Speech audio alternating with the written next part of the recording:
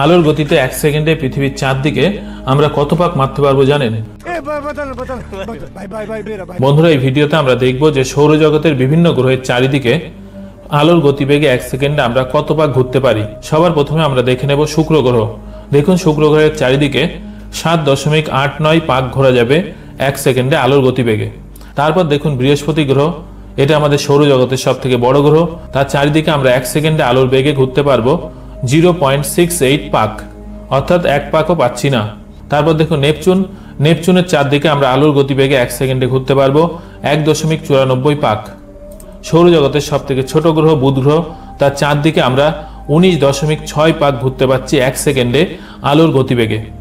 এবার দেখুন আমাদের প্রিয় মঙ্গল গ্রহ, তার চারদিকে আমরা 14.1 পাক ঘুরতে পারছি আলোর গতিবেগে 1 সেকেন্ডে।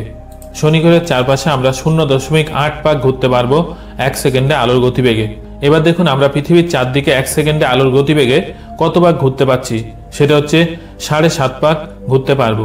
এবার আপনি আমাকে কমেন্ট করে জানাবেন যে চাঁদের চারিদিকে 1 সেকেন্ডে আলোর গতিবেগে আমরা কত পাক ঘুরতে পারবো।